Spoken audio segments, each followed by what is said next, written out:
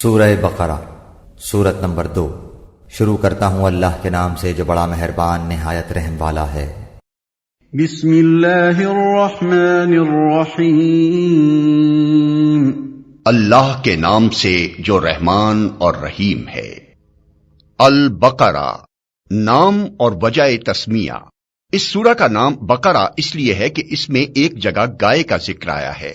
قرآن مجید کی ہر سورہ میں اس قدر وسیع مضامین بیان ہوئے ہیں کہ ان کے لیے مضمون کے لحاظ سے جامع عنوانات تجویز نہیں کیے جا سکتے۔ عربی زبان اگرچہ اپنی لغت کے اعتبار سے نہایت مالدار ہے، مگر بہرحال ہے تو انسانی زبان ہی۔ انسان جو زبانیں بھی بولتا ہے وہ اس قدر تنگ اور محدود ہیں کہ وہ ایسے الفاظ یا فقرے فراہم نہیں کر سکتی جو ان وسیع مضامین کے لیے جامع عنوان بن سکتے ہوں۔ الف لام میم۔ الف لام میم۔ الف لام میم۔ یہ حروف مقطعات قرآن مجید کی بعض صورتوں کے آغاز میں پائے جاتے ہیں۔ جس زمانے میں قرآن مجید نازل ہوا ہے اس دور کے اسالیب بیان میں اس طرح کے حروف مقطعات کا استعمال عام طور پر معروف تھا۔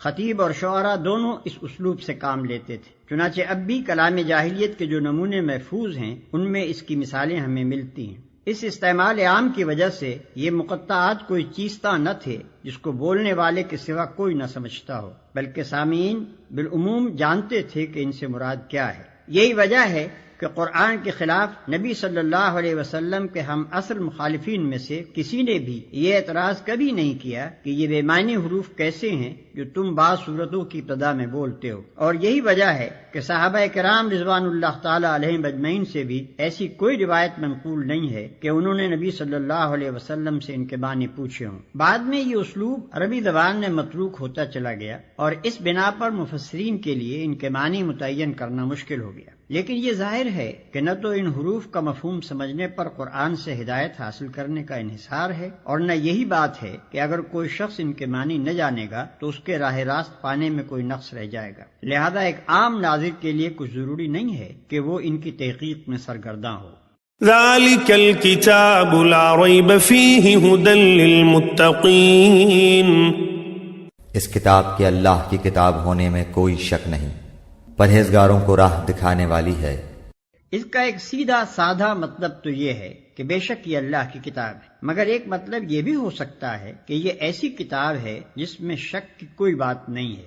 دنیا میں جتنی کتابیں امور ما بعد طبیعت اور حقائق ما ورائے ادراک سے بحث کرتی ہیں وہ سب قیاس و گمان پر مبنی ہیں، اس لیے خود ان کے مصنف بھی اپنے بیانات کے بارے میں شک سے پاک نہیں ہو سکتے، خواہ وہ کتنے ہی یقین کا اظہار کریں۔ لیکن یہ ایسی کتاب ہے جو سراسر علم حقیقت پر مبنی ہے۔ اس کا مصنف وہ ہے جو تمام حقیقتوں کا علم رکھتا ہے، اس لیے فی الواقع اس میں شک کے لیے کوئی جگہ نہیں۔ یہ دوسری بات ہے کہ انسان اپنی نادانی کی بنا پر اس کے بیانات میں شک کریں۔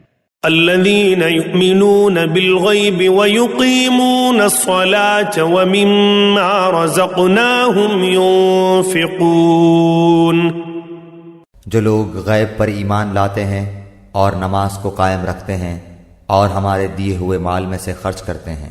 یعنی یہ کتاب ہے تو سراسر ہدایت اور رہنمائی، مگر اس سے فائدہ اٹھانے کے لیے ضروری ہے کہ آدمی میں چند صفات پائی جاتی ہوں۔ ان میں سے اولین صفت یہ ہے کہ آدمی پرہیزگار ہو، بھلائی اور برائی میں تمیز کرتا ہو، برائی سے بچنا چاہتا ہو، بھلائی کا طالب ہو اور اس پر عمل کرنے کا خواہش مند ہو۔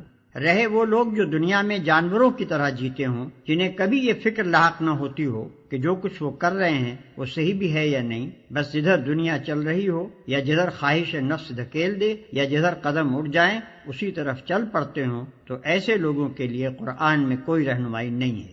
یہ قرآن سے فائدہ اٹھانے کے لیے دوسری شرط ہے۔ غیب سے مراد وہ حقیقتیں ہیں جو انسان کے حواس سے پوشیدہ ہیں اور کبھی براہ راست عام انسانوں کے تجربے و مشاہدے میں نہیں آتی، مثلا خدا کی ذات و صفات، ملائکہ، وحی، جنت، دوزخ وغیرہ۔ ان حقیقتوں کو بغیر دیکھے ماننا اور اس اعتماد پر ماننا کہ نبی ان کی خبر دے رہا ہے، ایمان بالغیب ہے۔ آیت کا مطلب یہ ہے کہ جو شخص ان غیر محسوس حقیقتوں کو ماننے کے لیے تیار ہو، صرف وہی قرآن کی رہنمائی سے فائدہ اٹھا سکتا ہے۔ رہا وہ شخص جو ماننے کے لیے دیکھنے اور چکھنے اور سونگنے کی شرط لگائے، اور جو کہے کہ میں کسی ایسی چیز کو نہیں مان سکتا جو ناپی اور تولی نہ جا سکتی ہو، تو وہ اس کتاب سے ہدایت نہیں پا سکتا۔ نماز قائم کرتے ہیں۔ یہ تیسری شرط ہے۔ اس کا مطلب یہ ہے کہ جو لوگ صرف مان کر بیٹھ جانے والے ہوں وہ قرآن سے فائدہ نہیں اٹھا سکتے۔ اس سے فائدہ اٹھانے کے لیے ضروری ہے کہ آدمی ایمان لانے کے بعد فوراً ہی عملی اطاعت کے لیے آمادہ ہو جائے، اور عملی اطاعت کی اولین علامت اور دائمی علامت نماز ہے۔ ایمان لانے پر چند گھنٹے بھی نہیں گزرتے کہ مؤذن نماز کے لیے پکارتا ہے، اور اسی وقت فیصلہ ہو جاتا ہے کہ ایمان کا دعویٰ کرنے والا اطاعت کے لیے بھی تیار ہے یا نہیں۔ پھر یہ مؤذن روز 5 وقت پکارتا رہتا ہے، اور جب بھی انسان اس کی پکار پر لبیک نہ کہے، اسی وقت ظاہر ہو جاتا ہے کہ مدعی ایمان اطاعت سے خارج ہو گیا ہے۔ پس ترک نماز دراصل ترک اطاعت ہے، اور ظاہر بات ہے کہ جو شخص کسی کی ہدایت پر کاربند ہونے کے لیے ہی تیار نہ ہو، اس کے لیے ہدایت دینا اور نہ دینا یکساں ہے۔ یہاں یہ بھی سمجھ لینا چاہیے کہ اقامت صلاۃ ایک جامع اصطلاح ہے۔ اس کے معنی صرف یہی نہیں ہے کہ آدمی پابندی کے ساتھ نماز ادا کرے، بلکہ اس کا مطلب یہ ہے کہ اجتماعی طور پر نماز کا نظام باقاعدہ قائم کیا جائے۔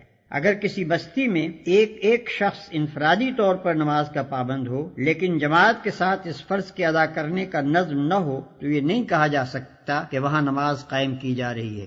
جو رزق ہم نے ان کو دیا ہے اس میں سے خرچ کرتے ہیں۔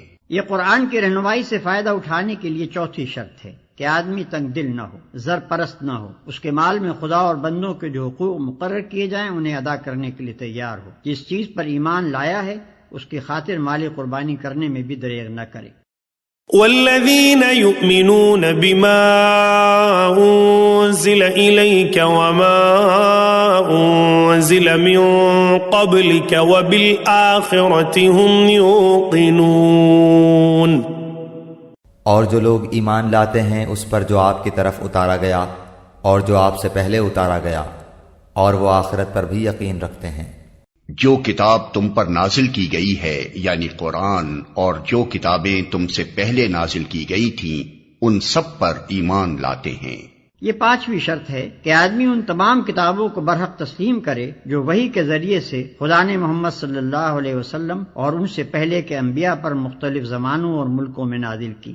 اس شرط کی بنا پر قرآن کی ہدایت کا دروازہ ان سب لوگوں پر بند ہے جو سرے سے اس ضرورت ہی کے قائل نہ ہوں کہ انسان کو خدا کی طرف سے ہدایت ملنی چاہیے، یا اس ضرورت کے تو قائل ہوں مگر اس کے لیے وحی اور رسالت کی طرف رجوع کرنا غیر ضروری سمجھتے ہوں، اور خود کچھ نظریات قائم کر کے انہی کو خدائی ہدایت قرار دے بیٹھیں، یا آسمانی کتابوں کے بھی قائل ہوں مگر صرف اس کتاب یا ان کتابوں پر ایمان لائیں جنہیں ان کے باپ دادا مانتے چلے آئے ہیں۔ رہی اسی سرچشمے سے نکلی ہوئی دوسری ہدایات تو وہ ان کو قبول کرنے سے انکار کر دیں۔ ایسے سب لوگوں کو الگ کر کے قرآن اپنا چشمہ فیض صرف ان لوگوں کے لیے کھولتا ہے جو اپنے آپ کو خدائی ہدایت کا محتاج بھی مانتے ہوں اور یہ بھی تسلیم کرتے ہوں کہ خدا کی یہ ہدایت ہر انسان کے پاس الگ الگ نہیں آتی بلکہ انبیاء اور کتب آسمانی کے ذریعے سے ہی خلق تک پہنچتی ہے، اور پھر وہ کسی نسلی و قومی تعصب میں بھی مبتلا نہ ہوں بلکہ خالص حق کے پرستار ہوں۔ اس لیے حق جہاں جہاں جس شکل میں بھی آیا ہے اس کے آگے سر جھکا دیں، اور آخرت پر یقین رکھتے ہیں۔ یہ 6ٹھی اور آخری شرط ہے۔ آخرت ایک جامع لفظ ہے جس کا اطلاق بہت سے عقائد کے مجموعے پر ہوتا ہے۔ اس میں حسب ذیل عقائد شامل ہیں۔ 1 یہ کہ انسان اس دنیا میں غیر ذمہ دار نہیں ہے بلکہ اپنے تمام اعمال کے لیے خدا کے سامنے جواب دہ ہے۔ 2 یہ کہ دنیا کا موجودہ نظام ابدی نہیں ہے بلکہ ایک وقت پر جس سے صرف خدا ہی جانتا ہے اس کا خاتمہ ہو جائے گا۔ 3 یہ کہ اس عالم کے خاتمے کے بعد خدا ایک دوسرا عالم بنائے گا اور اس میں پوری نوع انسانی کو جو ابتدائے آفرینش سے قیامت تک زمین پر پیدا ہوئی تھی بیک وقت دوبارہ پیدا کرے گا اور سب کو جمع کر کے ان کے اعمال کا حساب لے گا اور ہر ایک کو اس کے کیے کا پورا پورا بدلہ دے گا۔ 4 یہ کہ خدا کے اس فیصلے کی روح سے جو لوگ نیک قرار پائیں گے وہ جنت میں جائیں گے اور جو لوگ بد ٹھہریں گے وہ دوزخ میں ڈالے جائیں گے۔ 5 یہ کہ کامیابی اور ناکامی کا اصلی معیار موجودہ زندگی کی خوشحالی و بدحالی نہیں ہے بلکہ در حقیقت کامیاب انسان وہ ہے جو خدا کے آخری فیصلے میں کامیاب ٹھہرے اور ناکام وہ ہے جو وہاں ناکام ہو۔ عقائد کے اس مجموعے پر جن لوگوں کو یقین نہ ہو وہ قرآن سے کوئی فائدہ نہیں اٹھا سکتے۔ کیونکہ ان باتوں کا انکار تو درکنار، اگر کسی کے دل میں ان کی طرف سے شک اور تذبذب کی کیفیت بھی ہو تو وہ اس راستے پر نہیں چل سکتا جو انسانی زندگی کے لیے قرآن نے تجویز کیا ہے۔ أولئك على هدى من ربهم وأولئك هم المفلحون۔ یہی لوگ اپنے رب کی طرف سے ہدایت پر ہیں اور یہی لوگ فلاح اور نجات پانے والے ہیں۔ إن الذين كفروا سواء عليهم أأنذرتهم أم لم تنذرهم لا يؤمنون۔ کافروں کو آپ کا ڈرانا یا نہ ڈرانا برابر ہے، یہ لوگ ایمان نہ لائیں گے۔ جن لوگوں نے ان باتوں کو تسلیم کرنے سے انکار کر دیا، یعنی وہ 6 کی 6 شرطیں جن کا ذکر اوپر ہوا ہے پوری نہ کی، اور ان سب کو یا ان میں سے کسی ایک کو بھی قبول کرنے سے انکار کر دیا۔ ختم اللہ علی قلوبہم وعلی سمعہم وعلی ابصارہم غشاوۃ ولہم عذاب عظیم۔ اللہ تعالیٰ نے ان کے دلوں پر اور ان کے کانوں پر مہر کر دی ہے، اور ان کی آنکھوں پر پردہ ہے، اور ان کے لیے بڑا عذاب ہے۔ اللہ نے ان کے دلوں اور ان کے کانوں پر مہر لگا دی ہے۔ اس کا مطلب یہ نہیں ہے کہ اللہ نے مہر لگا دی تھی اس لیے انہوں نے تسلیم کرنے سے انکار کیا، بلکہ مطلب یہ ہے کہ جب انہوں نے ان بنیادی امور کو رد کر دیا جن کا ذکر اوپر کیا گیا ہے، اور اپنے لیے قرآن کے پیش کردہ راستے کے خلاف دوسرا راستہ پسند کر لیا، تو اللہ نے ان کے دلوں اور کانوں پر مہر لگا دی۔ اس مہر لگنے کی کیفیت کا تجربہ ہر اس شخص کو ہوگا جسے کبھی تبلیغ کا اتفاق ہوا ہو۔ جب کوئی شخص آپ کے پیش کردہ طریقے کو جانچنے کے بعد ایک دفعہ رد کر دیتا ہے تو اس کا ذہن کچھ اس طرح مخالف سمت میں چل پڑتا ہے کہ پھر آپ کی کوئی بات اس کی سمجھ میں نہیں آتی۔ آپ کی دعوت کے لیے اس کے کان بہرے اور آپ کے طریقے کی خوبیوں کے لیے اس کی آنکھیں اندھی ہو جاتی ہیں، اور صریح طور پر محسوس ہوتا ہے کہ فی الواقع اس کے دل پر مہر لگی ہوئی ہے۔